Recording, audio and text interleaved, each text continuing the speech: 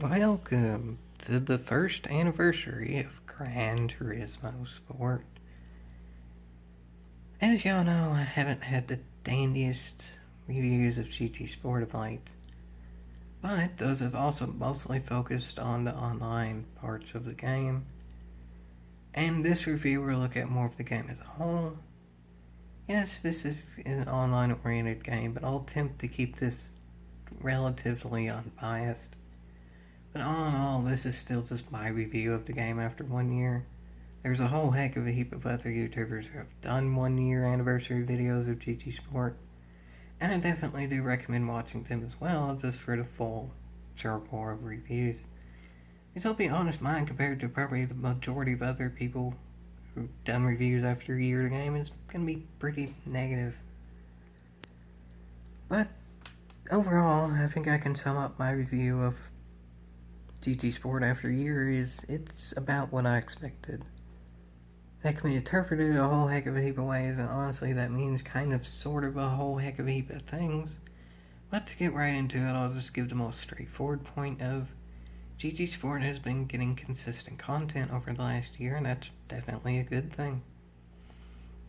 We've got more cars, we've got more tracks, and we've pretty much gotten them monthly. That's good. But that is kind of what I expected. An example of why I expected this is GT6 got pretty much the same treatment. Even after a year into the game, GT6 was still getting pretty frequent updates.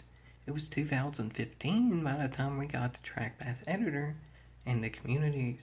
So again, almost 2 years into its lifespan. Now, there's no way to say what GT Sport will be getting almost 2 years in its lifespan either, but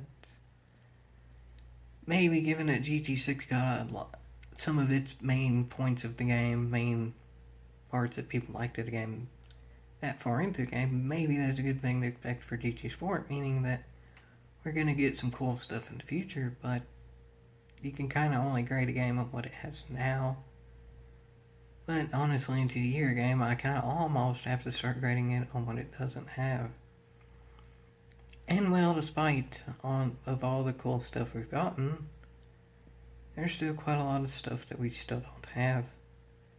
We still don't, even a year into the game, have a single returning Gran Turismo exclusive track.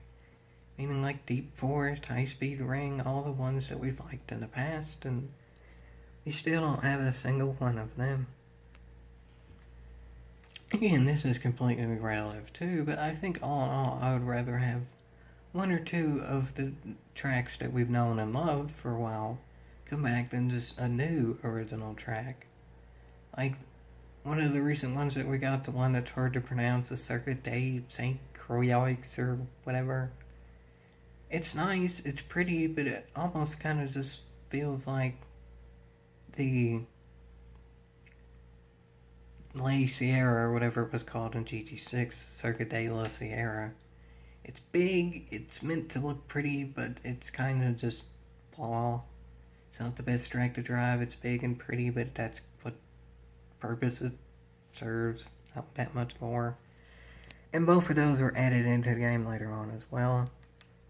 Which kind of leads me to the point of, it. A lot of the time it seems like the main reason we're actually getting this content at this point is just because it's almost required. It doesn't feel all that much like Spirited or having a true purpose other than to just keep people aware that the series still exists, honestly.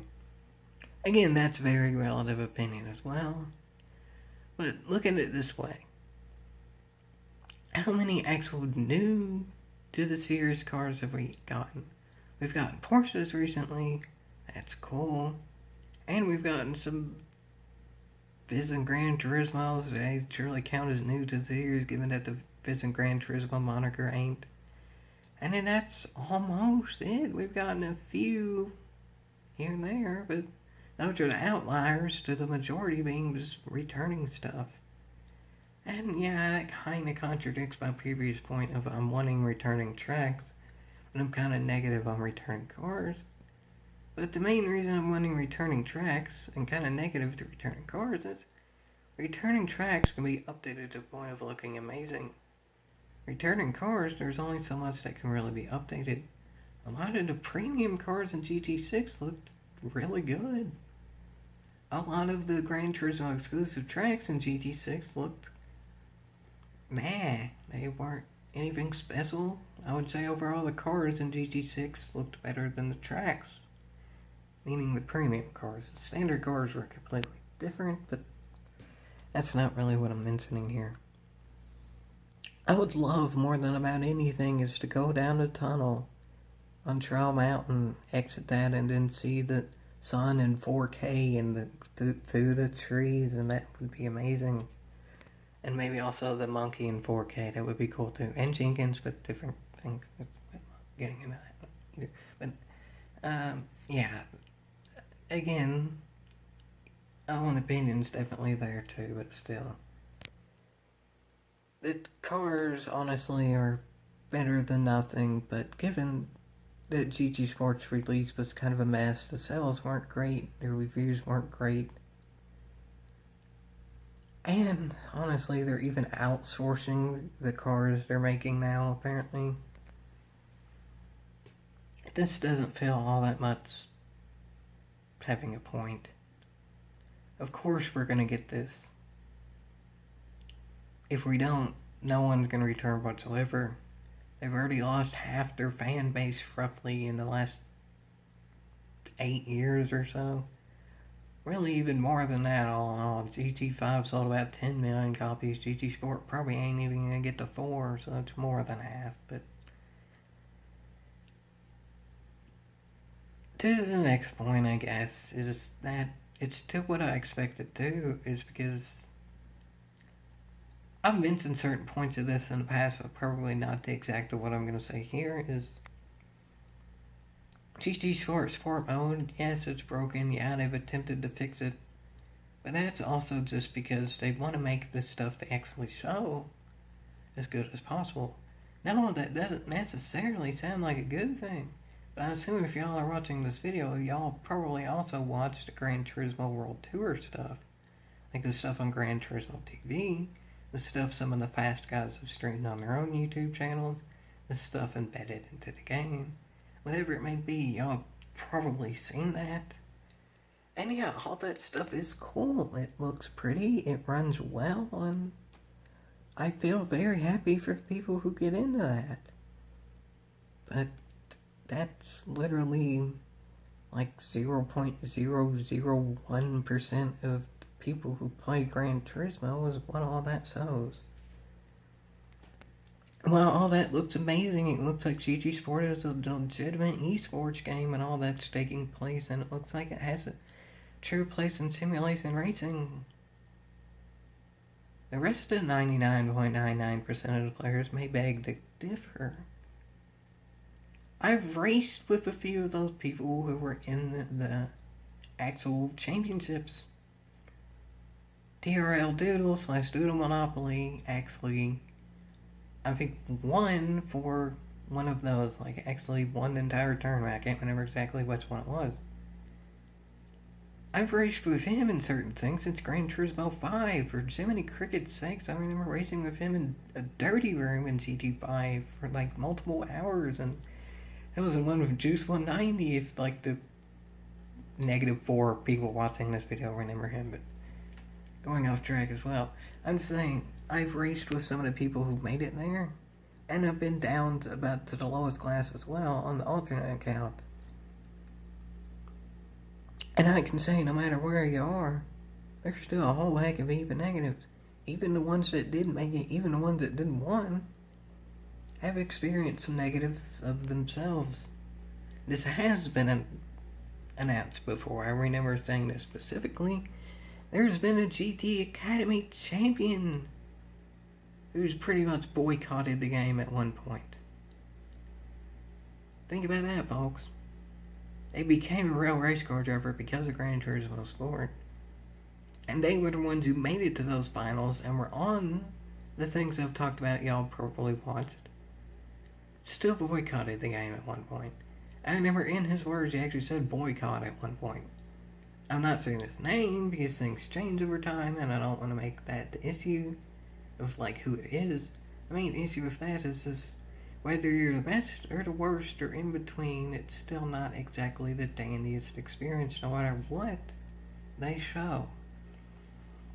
Because even in the live streams that's by default or unedited, they do a whole heck of a heap of behind the scenes stuff before all that even starts. And no, I haven't seen it firsthand, but I kind of know by default they do, just because it's obvious they do. It doesn't even really need to be explained that they do, it just shows in the overall presentation of it. They make sure that the presenters have a script of describing the tracks and all that perfectly, and then they make sure the drivers already have their rigs set up perfectly. For Jiminy Cricket's sakes, apparently, I don't think any made it, but apparently you can even use a controller in those competitions if somehow you actually made it to the very top, and a controller might literally be impossible. But that's also a different thing as well. I'm not getting too much into that. But yeah, it looks pretty. Even just this looks pretty. The overall graphics are nice. The overall presentation can't be nice when it's well edited up, and a lot of people work on it to make it look as nice as possible, but it's a lot of things in life where it looks nice on the outside, but really it's not too good. And that's kind of just the GT sport mode in general. And honestly, for a lot of people, it doesn't even look that good on the outside. Yeah, they may watch some people where their outside looks good, but for the people watching, it may not even be that much looking good on either inside or outside. But nonetheless, what is presented is attempted to look good on the outside. So to the next and final point that kind of also goes with GT Sport is basically what I expected it to be after the year. Even though sport mode is broken, I guess PD has somewhat attempted to fix things. And it's not even really fixed the way in which I'm still going to do it. This somewhat leads to the first point of it doesn't really feel all that spirited and has a point to it. It feels almost forced in them trying to fix sport mode because they about have to fix that because it's an online oriented game. They about have to add cars because there were just so few people at the beginning. They don't want to lose the few that came to GT Sport. Again, very relative opinion there too, but yes, it's good that they fixed some stuff, but they still need to do a lot more. And I've explained that many times before too, so I'm not going to go too much detail into that. But I will say that's how I expected it to be, because Gran Turismo 5, 5, not necessarily 6, 6 I'll get into in a bit, but 5 had some of the exact same things. You remember how GT5's release was kind of buggy and the online wasn't the dandiest the first few days? And then they fixed it to where it was pretty much, in my opinion, the GT5 online was overall better than GT6. And then GT5 online actually overall ended up getting some things fixed as well, like the damage models and how they ran, and then like how the smoke reacted in terms of like lag and stuff like that was actually fixed over time. And then some things other than like the hardware being fixed, how stuff runs, we actually got some new additions, such as like the nameplates of the players actually coming up in online lobbies and stuff. We've been getting fixes and changes and stuff to online for a long time now. That was 8 years ago, then GT5 came out almost now.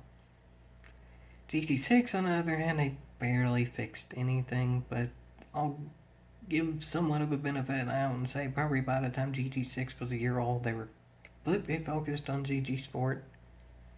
Can you blame them for that? That's extremely relative, and I'm not even going to make a point there, but the main point I am making with this is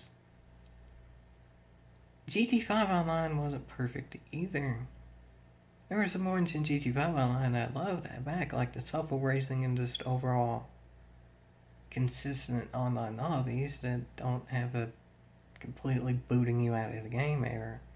GT5 froze a few times, but literally a few times I can remember. I maybe remember GT5 freezing 10 times in the lifespan that I played it. GT Sport, I think I've literally had it freeze 10 times within a span of like 4 days before. So basically, that's the review after a year. GT Sport is what I expected it to be. PD attempts to make it look good on the outside. They're having new cars, new tracks, and what they show on their main channels, and what they sell to the general public who may not have the game yet, meaning people at those conventions and stuff, looks great. But the overall sales of the game, the overall morale of the players, and just the overall feeling of what we're truly getting and not what's kind of just shown, is a bit lackluster, honestly. I've said this before too. When GT Sport Closed Beta was out, I was pretty much giving the game at that point a 7 out of 10 in the beta. Meaning that it pretty much had potential to be about a 10 out of 10. Even with not having tons of content at release, because I knew we were going to get stuff. And lo and behold, we got stuff. So in theory, that means at this point the game should be about a 10 out of 10. We've gotten a whole heck of a heap of content since the game came out.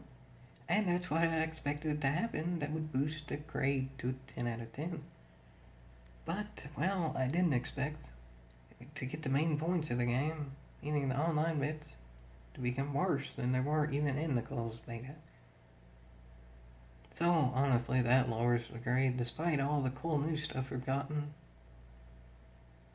Even though that stuff was expected that we were going to get, that lowers the overall grade to about a 6 out of 10. I give the whole online experience now about a 3 or 4 out of 10, but the livery editor is about a 10 out of 10. The suit editor is there. A lot of games don't have that. I'd only give it about a 6 out of 10, but a lot of games don't have that in general, so having one at all, even though it's not the greatest in the world, is better than nothing. The escapes are always good. The escapes in GT4 were 9 out of 10. The escapes in GT5 were 9 out of 10. The escapes in GT6 were 9 out of 10. I'd give it escapes in this game about a 9 out of 10 as well. They were called photo locations in the whole game, but they are the exact same thing. And then we've gotten a addition of a campaign mode, kind of. It's the weakest campaign mode of literally any Gran Turismo game ever, and we didn't even have that at all at release. But again, I kind of expected that to happen too. Not completely, but I was definitely hoping for it and was going to be a little bit mad if we didn't get it. Will I be mad if we don't get a community feature or a track map editor? Not really, because I'm not truly expecting it. I don't even think a track path editor would be possible in a FIX racing game just because many parameters involved with that. And then just the community features 2018, we don't really need the community feature built into video game necessarily because we have it in a lot of other areas, but should we still be getting content even though I'm not expecting some of the other types of content? Yes. We almost need some of the returning circuits at this point. They've been talked about that we were even going to get them back in like 2016. I've heard inclinations of getting a PS4 era Trial Mountain was literally 2016. We still don't have that. When we'll get it, it may not even be this game. But this review is of this game, not necessarily of the Gran Turismo series in the future. Not necessarily of what we may get in the future. It's just what there is now, and what there is now is kind of overall lackluster. Yeah, it looks pretty, and if you play it as just a casual fan who just looks at the pretty graphics and enjoys that the sounds are better too.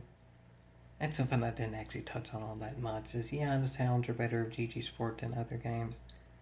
And over the year they've even tweaked the sounds a little bit as well, but that was his main flaw of the old Gran Turismo games, is the sounds are bad. That was something that was kind of expected for every Gran Turismo game to the next with the sounds to improve, and well, they did. So that's why I didn't mention that too much either.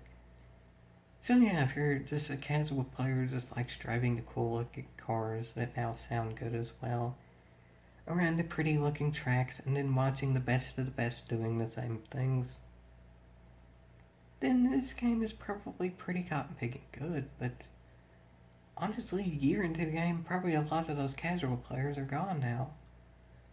I think kind of sort of the definition of casual player probably means someone who still isn't playing a year into the game. Probably means someone who buys the game, plays it for a few hours, enjoys that it looks pretty, but ultimately does all the things that involves the game looking pretty, aka escapes and just like driving around in the different settings and all that, like night and day and all that. Eventually that just runs out of content. The content that continues is the online bits. They haven't been continuing as much.